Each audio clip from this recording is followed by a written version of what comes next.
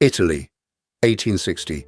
A land divided, boiling with rebellion, and marching toward a future that no one could fully imagine. In the chaos of revolutions and collapsing kingdoms, one man walked silently beside the great hero of Italian unification, Giuseppe Garibaldi. And that man was about to become one of the most dangerous figures of the Risorgimento. His name was Don Francesco de Luca, a priest, a patriot, or so everyone believed. Garibaldi had just launched the bold expedition of the Thousand. Barely 1,000 volunteers, wearing red shirts and carrying more courage than weapons, descending upon Sicily to break the power of the Bourbon monarchy.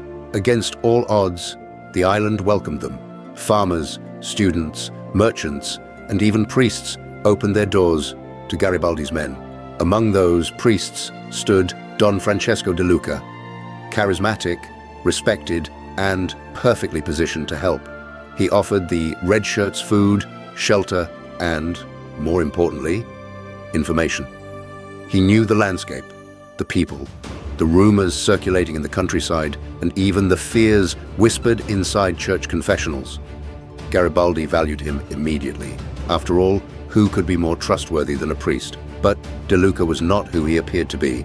As he handed maps and intelligence to Garibaldi's officers, he was also writing secret letters for the Bourbon army. These weren't ordinary letters.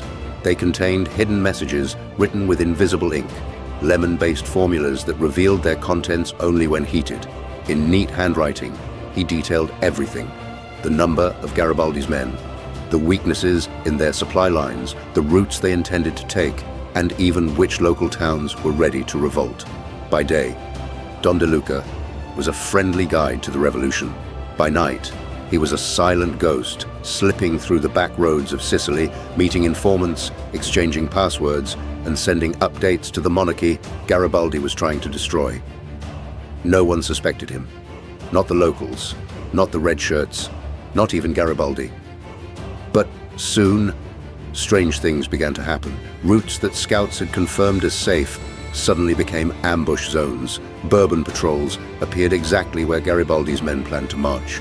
Quiet villages turned out to be heavily defended. Someone was revealing the red shirts' movements, and whoever it was knew a lot. Garibaldi was puzzled, then frustrated, then angry, but he refused to believe the betrayal came from inside his trusted circle. So he blamed Sicily's Bourbon loyalists, never imagining that one of his own supposed allies had been undermining him for months.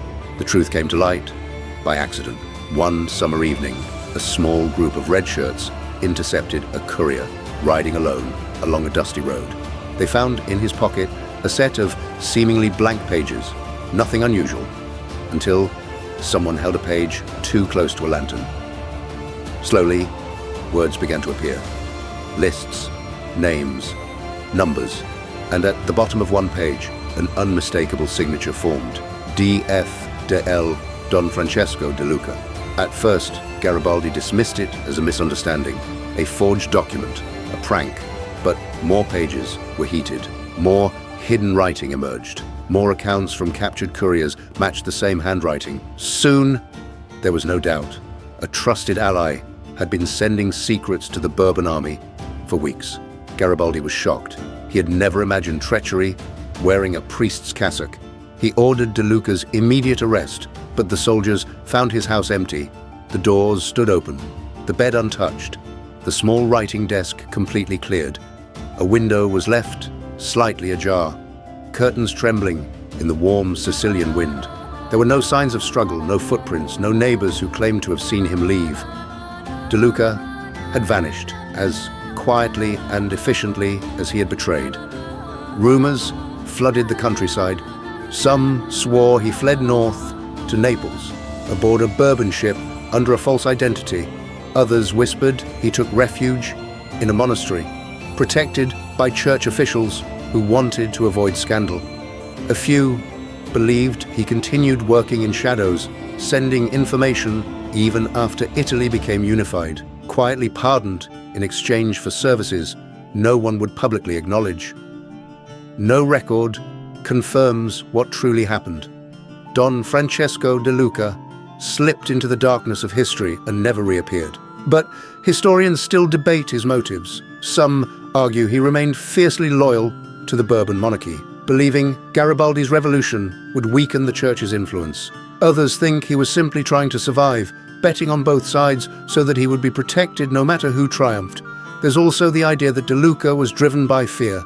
Garibaldi was famously anti-clerical, and priests across the region worried that a unified Italy would strip them of power and privilege. And then there's the simplest explanation: ambition. In a collapsing world, information was power, and De Luca possessed more than anyone else. Whatever his true intentions were, one thing is certain: he manipulated both sides of the conflict to increase his own influence, moving like a shadow across the battlefield without ever holding a weapon. And yet, he wasn't just any spy. He was a figure who had gained Garibaldi's trust at a crucial moment in Italy's birth. Had he succeeded just a little more? Had a few messages reached the right Bourbon officers at the right time? The outcome could have been catastrophic. Garibaldi might have led his men straight into a deadly trap. The expedition could have failed. The dream of a united Italy might have died on a Sicilian road. But that didn't happen.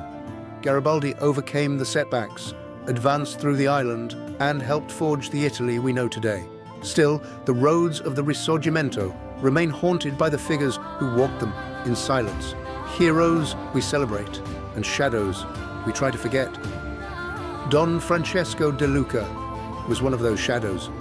A priest who looked like a friend, acted like an ally, and ultimately chose a path of secrecy, betrayal, and disappearance.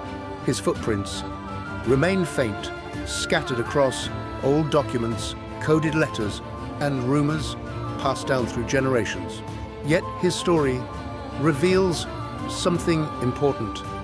Revolutions aren't shaped only by the heroes who lead them, but also by the invisible men who move quietly behind the scenes. Men who can change the destiny of a nation without ever once stepping onto a battlefield. Thank you for walking down this road of history. The past is full of hidden paths, and we've only just begun to explore them.